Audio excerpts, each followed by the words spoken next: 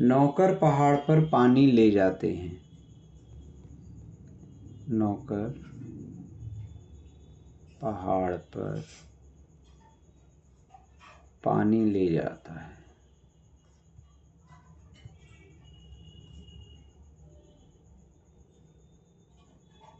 ले जाते हैं, सॉरी।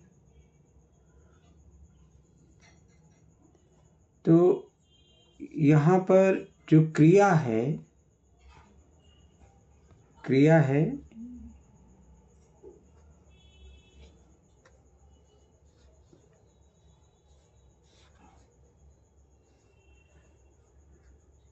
नौकर पहाड़ पर पानी ले जाते हैं। यहाँ क्रिया क्या है? ले जाना। ले जाना क्रिया है। तो ले जाने के लिए क्या प्रयोग होता है? नयति। और यहाँ ले जाते हैं तो ये क्रिया किसकी है? बहुवचन की। कर्ता कौन है? नौकर। क्या ले जाते हैं? पानी। पानी हो गया कर्म। अब यहाँ पर एक नियम है कि जब नयति क्रिया होगी, केवल नयति क्रिया के लिए जहां ले जाते हैं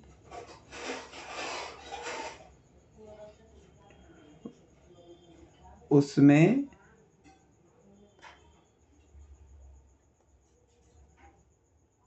द्वितीया विभक्ति लगेगी। वैसे तो पहाड़ पर देख के लगता है कि सप्तमी होनी चाहिए, मैं पर है, लेकिन नयति क्रिया के लिए ये नियम है कि जहां पर ले जाएंगे उसमें द्वितीया विभक्ति लगेगी। ठीक है, ये एक एक्सेप्शनल केस है नयति क्रिया के लिए कि जब ले जाने की बात आएगी तो जहां ले जाया जाएगा वहां द्वितीया विभक्ति। तो पहाड़ पर भी क्या हो जाएगा? द्वितीया विभक्ति हो जाएगी। ठीक है, इस नियम के आधार पे। तो क्या हो जाएगा? नौकर बहुवचन में है तो भृत्याः नयन्ति जलम। पहाड़ के लिए क्या हो जाएगा? पहाड़ के लिए आपके पास क्या शब्द आया है?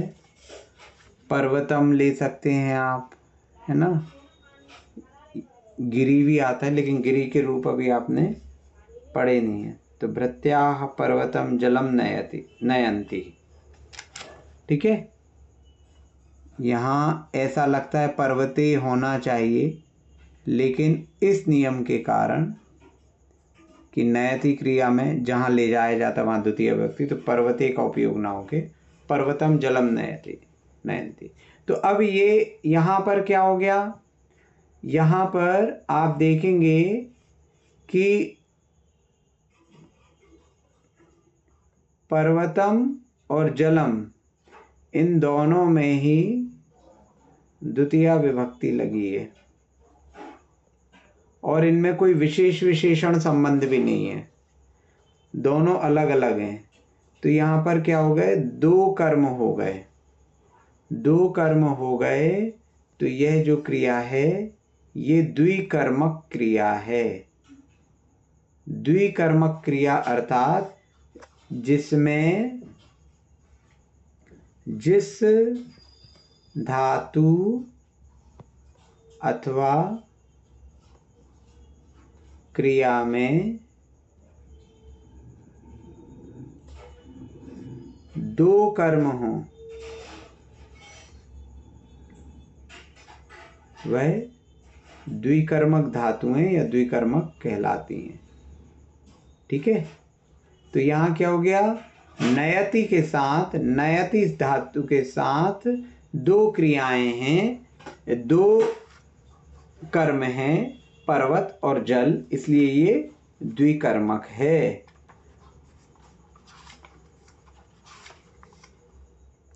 समझ में आया?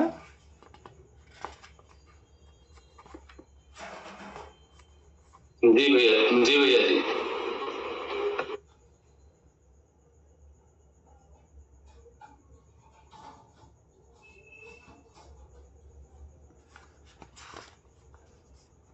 किसी को कोई प्रश्न है इसमें?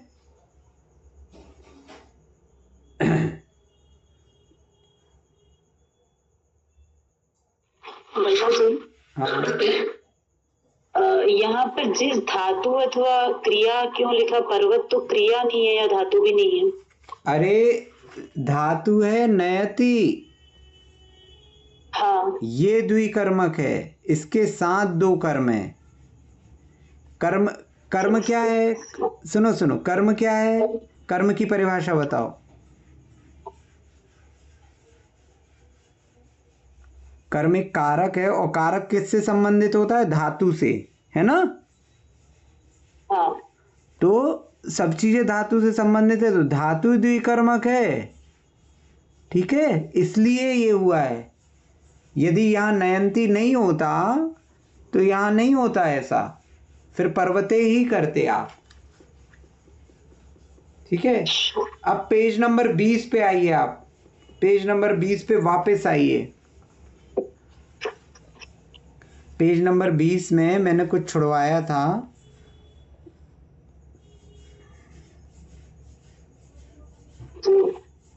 खोल लिया सभी ने पेज नंबर 20?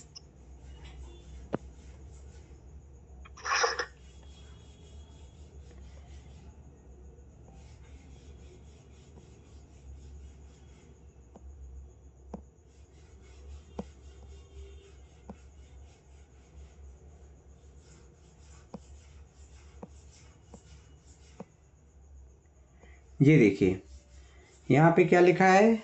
तीसरा नियम लिखा है, दुह दोहना, याच मांगना, पच पकाना, दंड सजा देना, रुद घेरना, प्रच्छ पूछना, ची बटोरना, ब्रू बोलना, शास शासन करना, जी जीतना, मंथ मथना, मुश चोरी करना, नी ले जाना। ये जो नयति है इसकी धातु नी होती है। ठीक है, तो नी धातु के रूप चलते जब, तो नयति नयता नयंती ऐसे चलते हैं। री चुराना, कृष खोदना, वह ले जाना। ये 16 धातुएं द्विकर्मक है। ठीक है, ये 16 धातुएं आपको हमेशा याद रखनी पड़ेंगी कि इनके साथ दो कर्म होंगे। ठीक है, जैसे यहाँ ये उदाहरण देखिए, मातुलः भृत्यम ग्रामम नयति। मातुलः यानी क्या हुआ? मामा। मामा। भृत्यम यानी नौकर।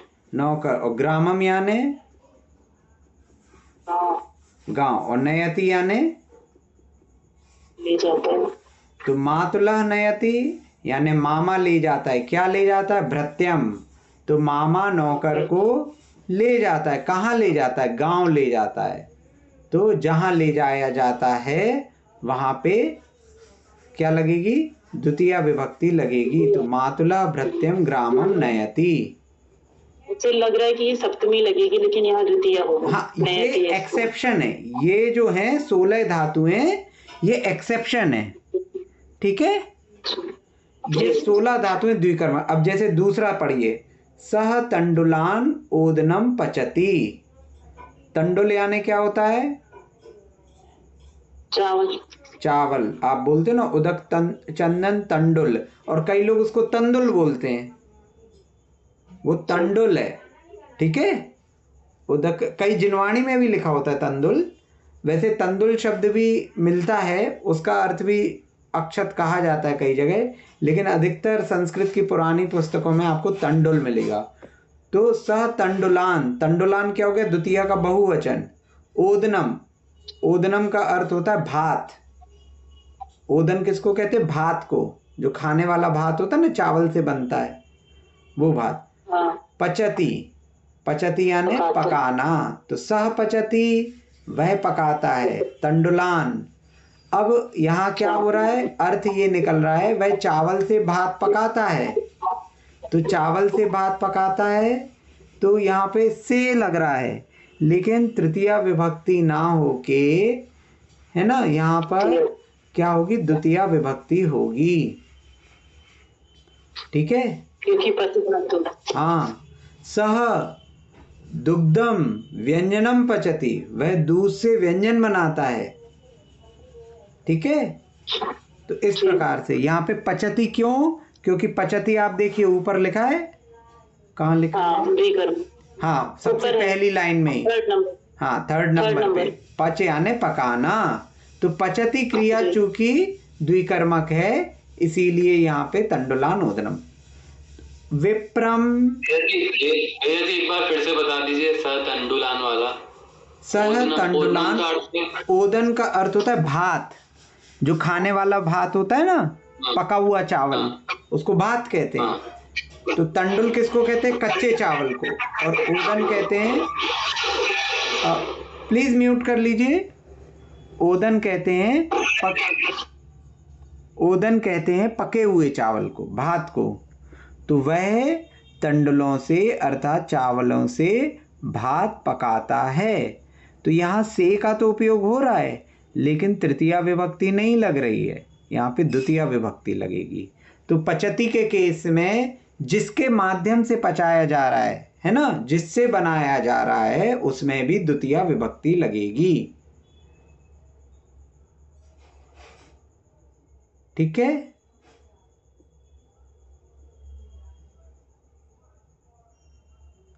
विप्रम मार्गम पृच्छति, विप्र से, विप्र अर्थात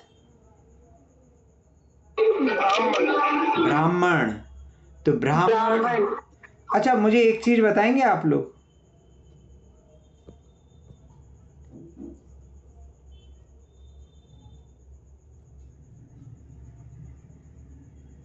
ये क्या लिखा है? ब्राह्मण है, क्या लिखा है? ब्राह्मण। ब्राह्मण।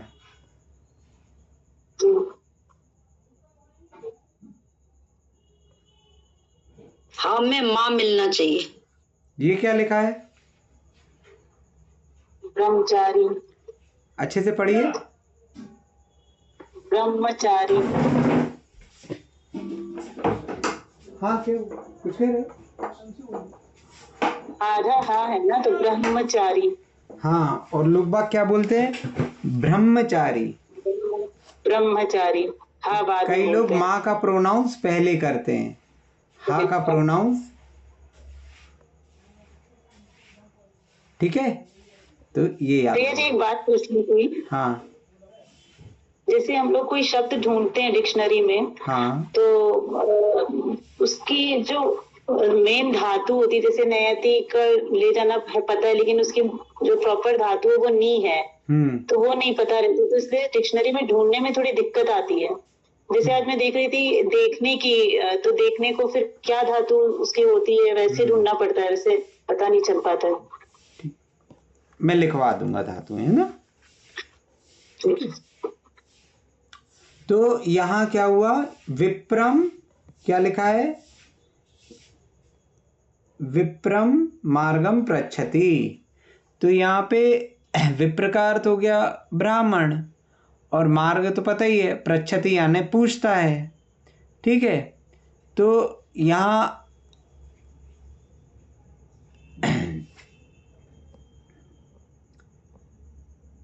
में विप्रम क्यों आया? विप्र हाँ, को द्वितीया क्यों कर दी? यहाँ पर अच्छा, सब्जेक्ट जो है, जो करता है, वह छिपा हुआ है। विप्र से मार्ग पूछता है, पूछने वाले का नहीं दिया, विप्र से मार्ग पूछा जा रहा है, अर्थात ब्राह्मण से मार्ग पूछता है। वह सह और होता है यहाँ पे सब्जेक्ट, बाकी जिससे पूछा जाता है उसमें भी द्वितीय विभक्ति लगती है। शिक्षकः छात्रं प्रश्नं पृच्छति। शिक्षकः छात्रं प्रश्नं पृच्छति। शिक्षकः छात्रं प्रश्नं पृच्छति। ठीक है, तो शिक्षक छात्र से प्रश्न पूछता है, तो छात्रम और प्रश्नम, जिससे पूछा जा रहा है और जो पूछा जा रहा है दोनों में द्वितीय विभक्ति लगेगी। ठीक है, प्रच्छति के साथ। ये द्विकर्मक है।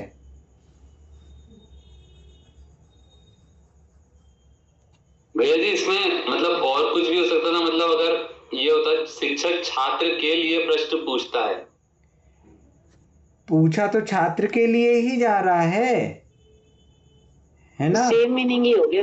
लेकिन अच्छा, है से तो अपन सामान्य भाषा में ही कहते हैं, है ना। जैसे आपके लिए गृह कार्य दिया गया, आपको गृह कार्य दिया गया, तो कहने की विधा है। मैं पूछना चाह रहा था कि कोई और विभक्ति होती, मतलब और कुछ कारक होता,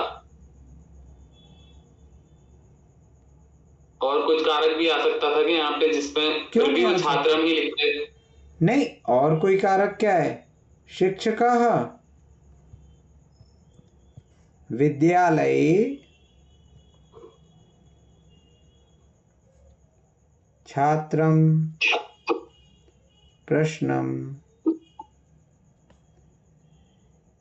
पृच्छति। छात्रस्य उत्थानाय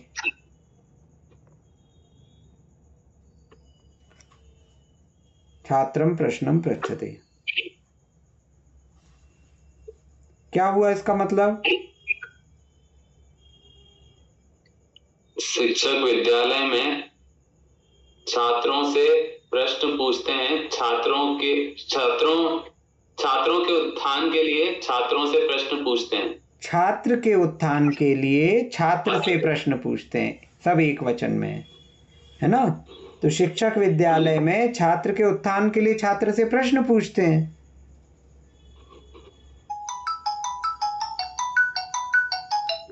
ठीक है जी। तो ऐसे ये 16 द्विकर्मक धातुएं हैं। भैया जैसे मुश है चोरी करना, हाँ, तो उसके लिए वो हमारा धन चोरी करता है, चोर हमारा धन चोरी करता है, या उसका ऐसे करके अभी कुछ आता है कि उसका धन चोरी करता है, तो वहां षष्ठी लगेगी या क्या लगेगा?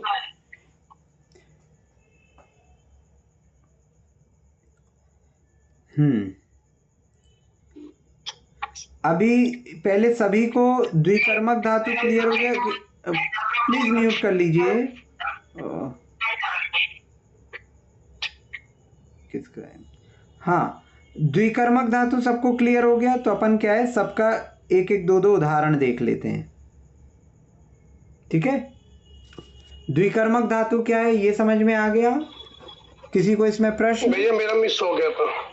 द्विकर्मक मतलब जिसमें सेकंड क्रिया यूज होगी, सेकंड विभक्ति। सेकंड विभक्ति नहीं, द्विकर्मक मतलब जिस धातु के साथ दो कर्मों का प्रयोग होगा वह द्विकर्मक धातु कहलाती है। ठीक है, द्विकर्मक जिस धातु के साथ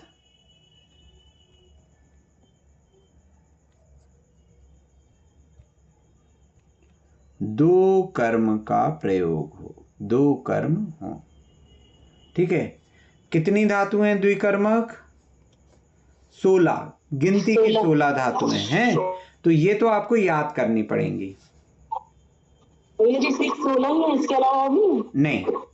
और यदि आप ये जो नीचे दोहा लिखा है, श्लोक लिखा है, उसको याद कर लेते। दुह्याच पच दंड रुदि प्रच्छी चिब्रूषाजिम मत मुशाम। क्या लिखा है? कम कहाँ से आ गया?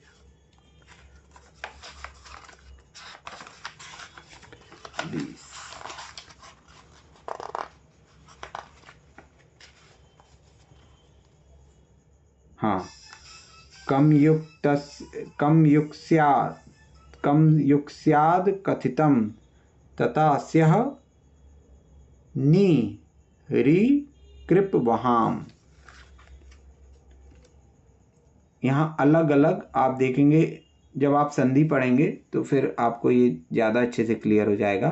अभी सामान्य से आप देखिए, दुह याच पच, दुह याच पच, दंड, रुध, प्रच्छ, ची, ब्रू, शास, जी, मत, मंथ, मुश, नी, री, कृश और वह। अब यहाँ पर देखिए, यहाँ पे आपकी नी धातु, नी प्रापण्य जो धातु है, नी नयति के रूप में प्रयोग होती है, उसका अर्थ भी ले जाना है, और वह वहति उसका अर्थ भी ले जाना है। री हरति इसका अर्थ भी चुराना है, और मुश इसका अर्थ भी चुराना है, और बाकी ठीक है, ठीक है। और बाकी पूछना और बोलना ये एक प्रकार से एक सी ही है। तो अपन चालू करते हैं। सबसे पहली धातु है आपकी दुह, है ना। दुह, दुह का मतलब क्या है? दोहना, जैसे गाय का दूध दोहा जाता है, ठीक है ना। तो पहली धातु है हमारी दुह। दुह ये किस में प्रयोग होती है? दोहती हैं? क्या कह रहे हैं आप? इसको प्रथम पुरुष एक वचन में दोहती लिखेंगे? नहीं, अभी उसमें रुकिए अभी, क्योंकि इसके आपने अभी रूप देखे नहीं है ना। तो इसके रूप अलग तरह से चलते हैं। आवाज आपकी भैया समझ में आ रही, आवाज नहीं क्लियर आ रही। मैं ये कह रहा हूँ कि इनके रूप अलग तरह से चलेंगे, है ना, वो अभी आगे आएंगे। तो अभी आप बस ये याद रखिए कि दो धातु जो है वह आपकी द्विकर्मक है। द्विकर्मक है तो जैसे अगर हम कहें कि गोपाल अर्थात ग्वाला गाय का दूध दोहता है, तो यहाँ पर नियम क्या है? जिसका दूध दोहा जाएगा, दोहेंगे, वह भी कर्म होगा। एक कर्म तो आपका हो गया दूध और दूसरा हो गया गाय। यहाँ पे आपको गाय में ऐसा लग रहा है जैसे षष्ठी विभक्ति हो, लेकिन गाय में षष्ठी विभक्ति ना हो के दूध में तो समझ में आ रहा है कि द्वितीय विभक्ति होगी, है ना, लेकिन गाय में भी द्वितीय विभक्ति ही होगी। षष्ठी का बोध हो रहा है लेकिन द्वितीय विभक्ति होगी, है ना। बकरी का दूध दोहता है तो बकरी में द्वितीय विभक्ति हो जाएगी, ठीक है। और दोहना जो रहता है वो हमेशा दूध को नहीं दोहा जाता। दोहने का अर्थ क्या होता है?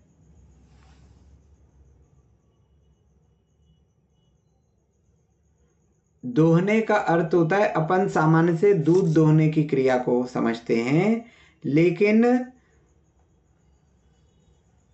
दोहन का अर्थ होता है प्रयास पूर्वक निकाल लेना, ठीक है। जो मूल्यवान वस्तु है उसको निकालना। तो जैसे हमने कहा विद्वान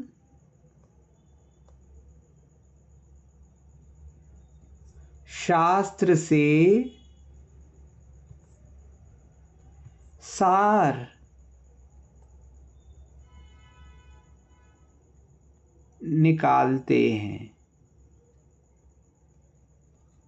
तो यहाँ सार निकालने मतलब क्या है? सार एक प्रकार से जो सार निकाला जाता है तो इसको भी दोहना कहा जाता है। तो यहाँ निकालते हैं, इसको भी दोहने के ही धातु का प्रयोग होगा यहाँ पे, तो सार निकालते तो सार में भी द्वितीय विभक्ति, और शास्त्र से निकालते हैं तो यहाँ पे भी जिसमें से निकाला जा रहा है ना, जिसमें से निकाला जा रहा है उसमें द्वितीय विभक्ति होगी। ठीक है, दो धातु में। अभी जब अपन दो धातु के रूप पढ़ेंगे तो फिर अपन इसके संस्कृत में उदाहरण देखेंगे। ठीक, अब दूसरी धातु क्या थी आपकी? दूसरी है इसमें याच। याच यानी क्या है? मांगना। याच दूसरी धातु आपकी याच।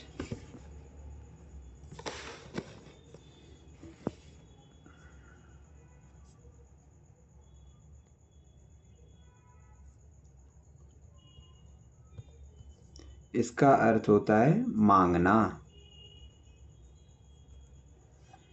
याच धातु में क्या होगा?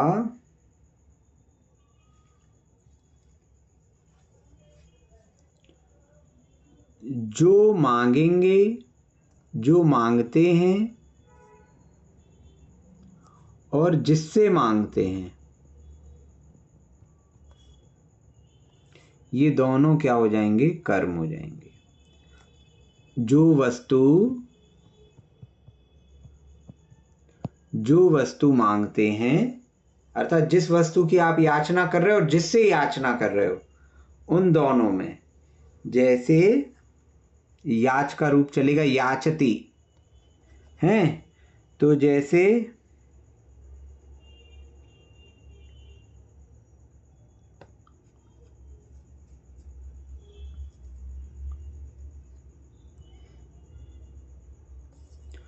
वह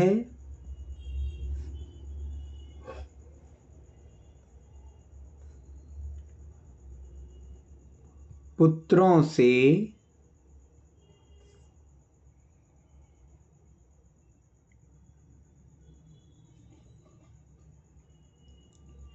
न्याय, राजा से, पुत्रों से धन मांगता है। ठीक है, तो वह कर्ता हो गया और मांगता है क्रिया हो गई। तो एक वचन है तो सह याचति। सह याचति क्या? धनम याचति। धनम याचति और पुत्रों से, तो पुत्र कितने हो गए? बहुत सारे हो गए, तो पुत्रान। पुत्रों में भी द्वितीय विभक्ति लग जाए, क्योंकि जिससे मांगा जा रहा है और जो मांगा जा रहा है, वस्तु क्या मांगी जा रही है? धन। तो धन हो गया एक कर्म, और किससे मांग रहे हैं? पुत्रों से मांग रहे हैं, तो पुत्र हो गया दूसरा कर्म। तो ये दो कर्म हो गए। स पुत्रान धनम याचति। समझ में आया?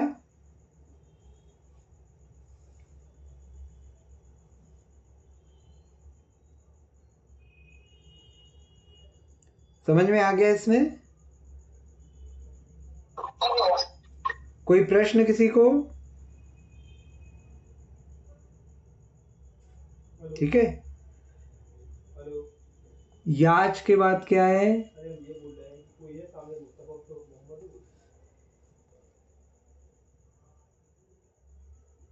पच धातु।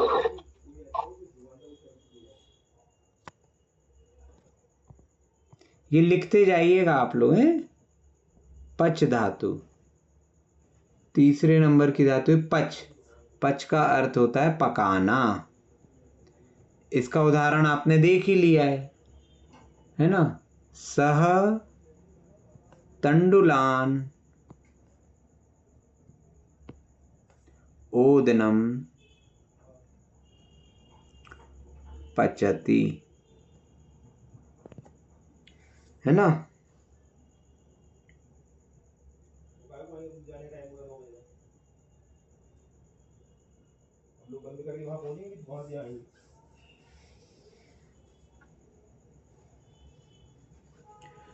तो यहाँ पर क्या है, उसने वह चावलों से भात पकाता है।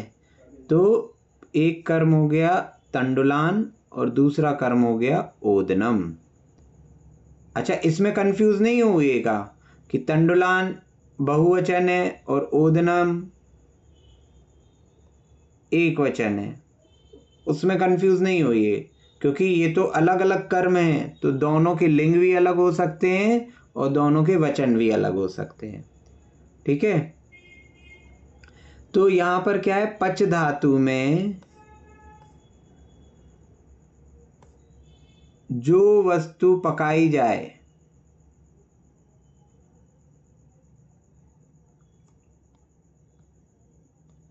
और दूसरी जिस वस्तु से पकाई जाए, दोनों क्या हो जाएंगे, कर्म हो जाएंगे। जो वस्तु पकाएंगे वह भी कर्म और जिस वस्तु से पकाएंगे वह भी कर्म।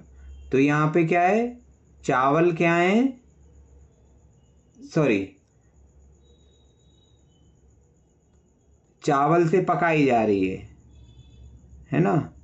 तंडुल जो है, तंडुल के माध्यम से पकाई जा रही है, पकाया क्या जा रहा है, भात, ओदन। भोजन आग पर पकाया जाता है, तो इसमें आग भी कर्म हो जाएगा। जिस वस्तु से पकाई जाए, जो वस्तु आपकी कन्वर्ट हो रही है, जैसे आपने कहा कि मैंने मक्के की रोटी बनाई है, तो रोटी तो आपने तवे का उपयोग करके, बेलन का उपयोग करके, अग्नि का उपयोग करके बनाई है, लेकिन मक्का जो है वह रोटी में कन्वर्ट हुआ है। ठीक है ना, जिनके सहयोग से पकाई जाए वो नहीं, जो वस्तु परिणत हो रही है। चावल आपने कुकर भी उपयोग किया, गैस भी उपयोग किया, जल भी उपयोग किया, लेकिन कन्वर्ट क्या हुआ, चावल कन्वर्ट हुआ भात में।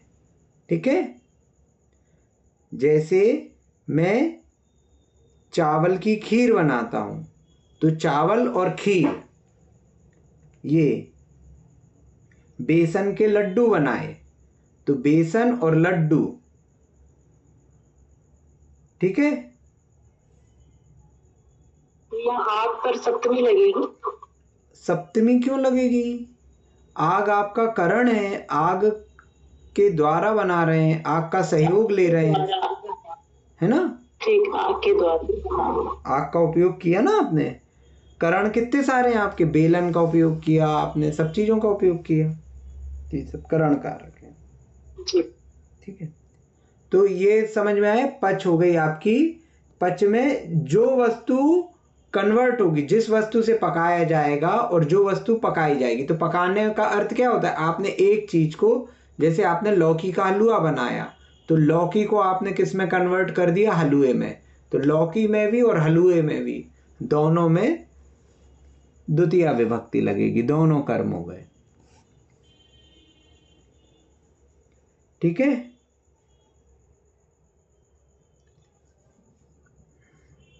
दंड, चौथी है आपकी क्या, दंड।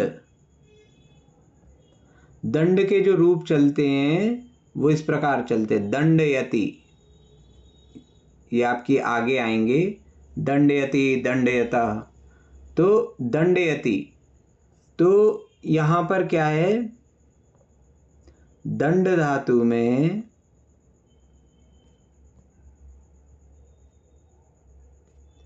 दंड धातु में जो दंड दिया जाए, जो दंड दिया गया, जो दंड दिया जा रहा है ना,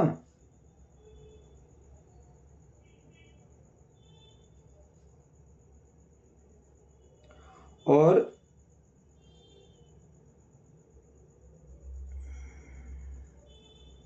जिसको दंड दिया जाए,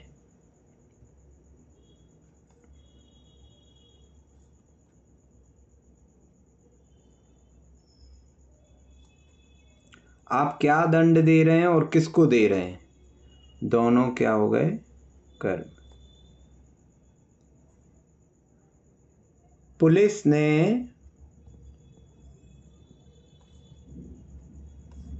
राम को 100 रुपए का जुर्माना लगता है ना, दंड दिया, 100 रुपए का दंड दिया। तो पुलिस ने दंड दिया, पुलिस तो हो गया कर्ता है ना, और दंड देना हो गया क्रिया। क्या दंड दिया है, 100 रुपए का, तो 100 रुपए हो गया कर्म। और किसको दिया है, राम को दिया है, तो राम भी हो गया कर्म। जिसको दंड दिया और जिस चीज का दंड दिया,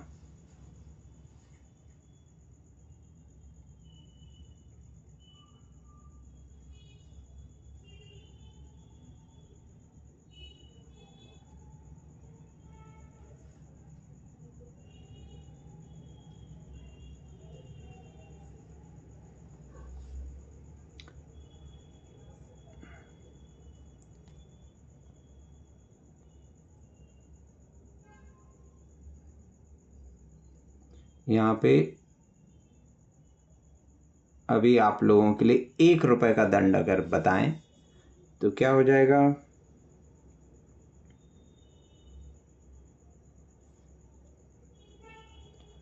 पुलिस के लिए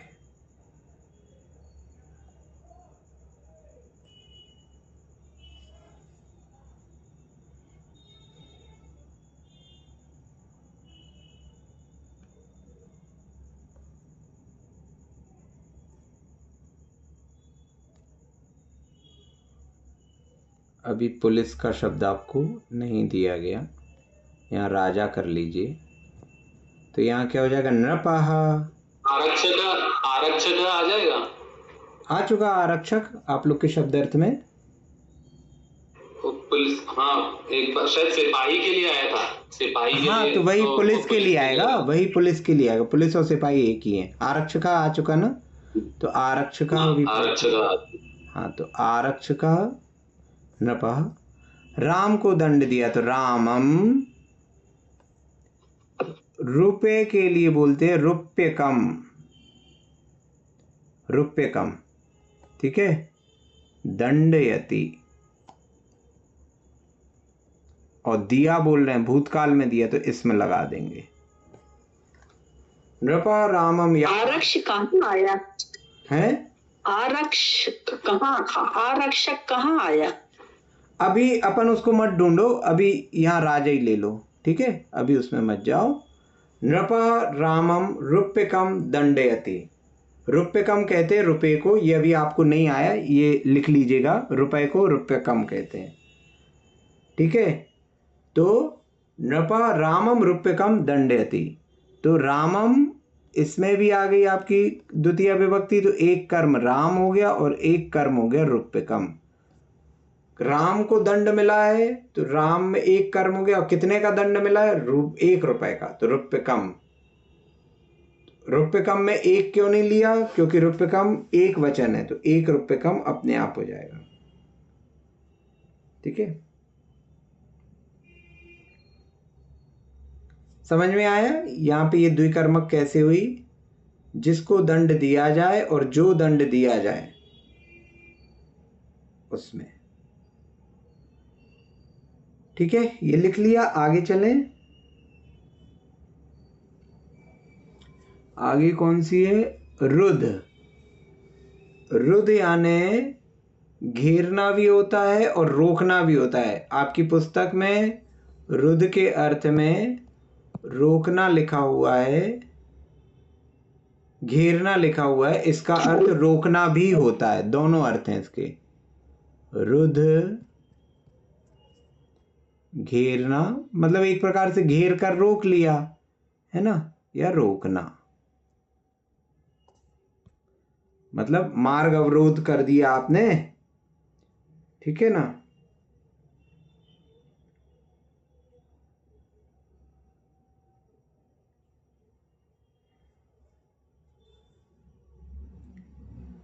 तो जिसको रोकोगे, जिसको रोकें और जहां रोकें,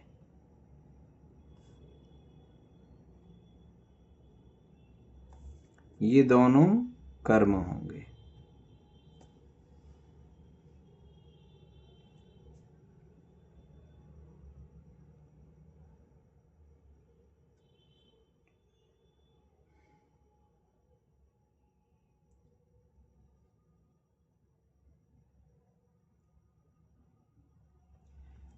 जैसे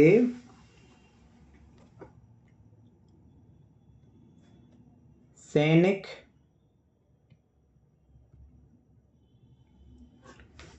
शत्रु को या शत्रुओं को सीमा पर रोकते हैं।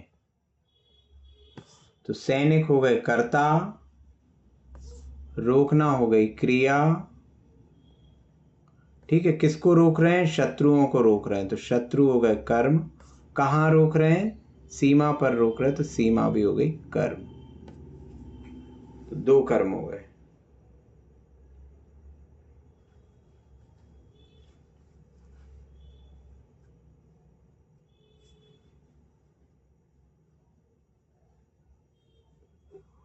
ठीक है, फिर इसके पश्चात अभी रुद्र धातु के रूप नहीं आए, इसलिए अभी इसका संस्कृत में आपको नहीं बता रहे, वरना कंफ्यूजन और बढ़ जाएगा। इसके पश्चात है आपकी प्रच्छ।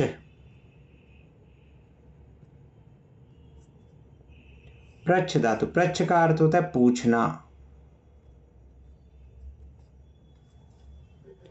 प्रच्छ में दो कर्म कौन कौन से होंगे?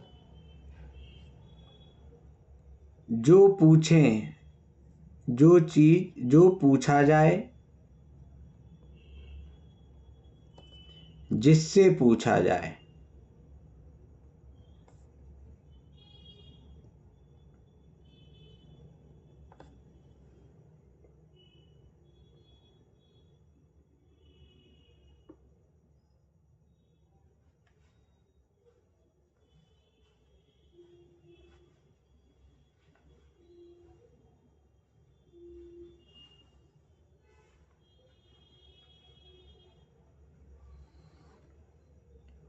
प्रच्छ धातु अपन ने शायद पढ़ ली, प्रच्छति इसके रूप चलेंगे,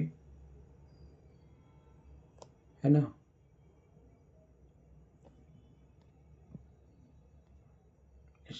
पिता पुत्र से प्रश्न पूछता है,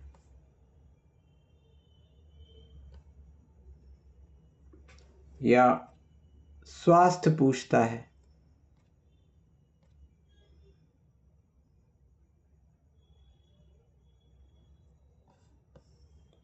तो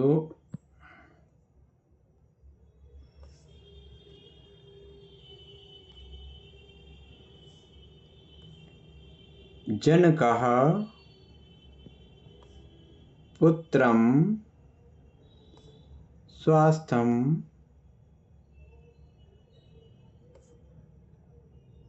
पृच्छति।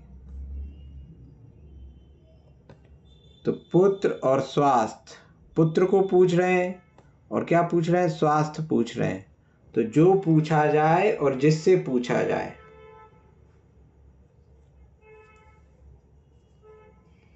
जो पूछा जाए और जिससे पूछा जाए, ये दोनों ही चीजें कर्म कहलाती हैं।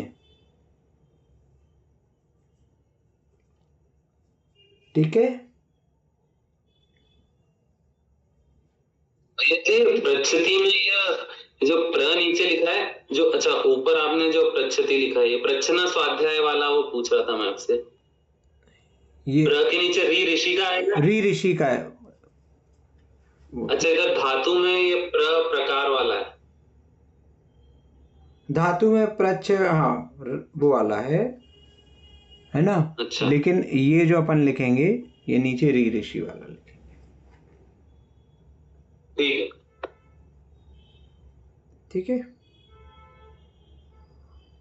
अगली है प्रचुकच्ची चिंचयने, चयन करने के अर्थ में आती है। कौन से नंबर की हो गई? 8th, 8वें नंबर पे है ची धातु, चयन करना या बटोरना,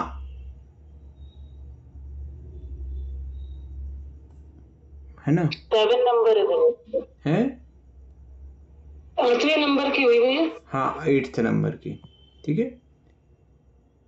7th नंबर की, 7th। ओके 7th, ठीक है। चयन करना, बटोरना।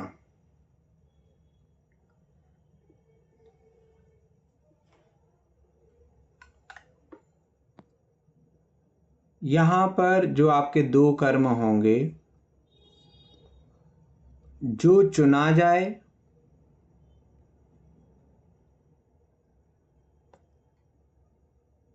ठीक है, जैसे पुष्प चुन रहे हैं, फल चुन रहे हैं, ठीक है,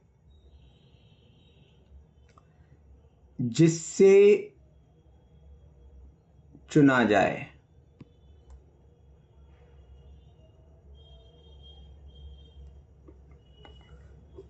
ठीक है। उदाहरण के लिए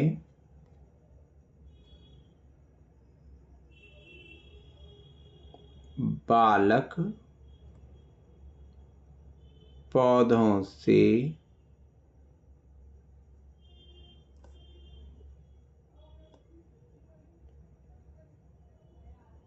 पुष्पों को चुनता है,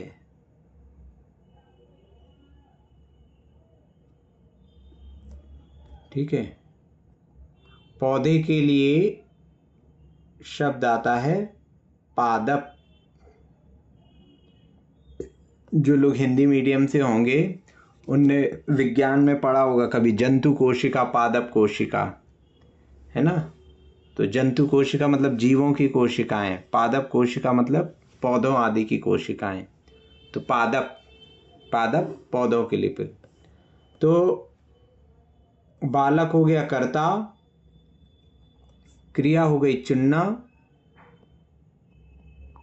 क्या चुन रहा है? पुष्प चुन रहा है, तो ये हो गए कर्म। कहाँ से चुन रहा है?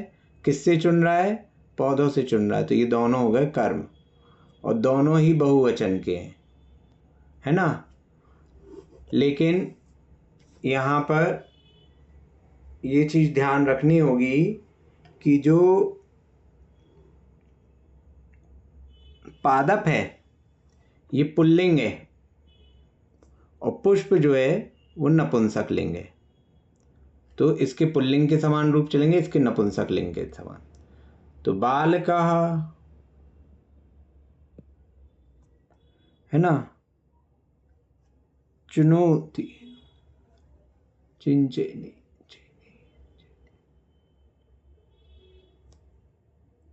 चिनोति, इसके रूप चिनोति जैसे चलेंगे, ठीक है ना?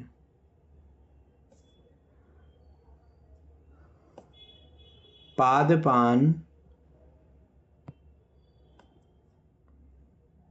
पुष्पाणि। क्यों? क्योंकि ये पुल्लिंग था, बहुवचन, तो पादपान, और पुष्पाणि ये नपुंसक लिंग का बहुवचन।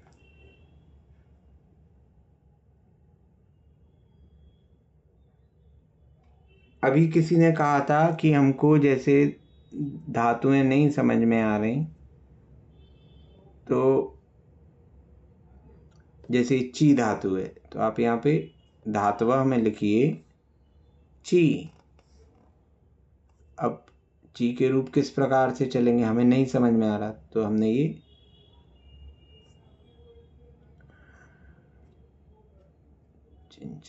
भैया जी मैंने ऐसे नहीं बोला था, मैंने बोला था कि जैसे चयन करना है मुझे, तो उसकी धातु नहीं पता है कि ची धातु होगी उसकी। अच्छा, मतलब आपको चिनोती लिखा हुआ है तो आपको ये नहीं पता कि ये ची धातु से आया है। ठीक, हाँ, धातु कौन सी है? अच्छा, ठीक ठीक ठीक ठीक है। तो यहाँ पे ये चिनोती आ गया। बालका पादपान पुष्पाणि चिनोति, बालक पौधों से पुष्प चुनता है। इसी प्रकार यदि हम कहें वृक्षों से फल चुनता है तो क्या हो जाएगा? वृक्ष पुल्लिंग है तो वृक्षाः वृक्षान फलानि चिनोति, बालका वृक्षान फलानि चिनोति। ठीक है ना? भैया जी मेरा एक प्रश्न है। हाँ, ये चयन करना ये सिर्फ फूलों और फलों के लिए होगा, या जैसे बहुत सारे बच्चों में से आपको एक बच्चे को चुनना है तो उसके लिए भी यूज हो सकता है, या सिलेक्शन करना जिसको बोलते हैं? नहीं, बहुतों में से एक निकालना वो आप अलग कर रहे हैं। वो चयन करना नहीं हुआ? नहीं, वो चयन करना नहीं, वो उसको Choose अलग तरीके से करना। लेंगे। उसका भी एक नियम आएगा अभी, है ना? उसमें दो हनी लगा सकेंगे क्या?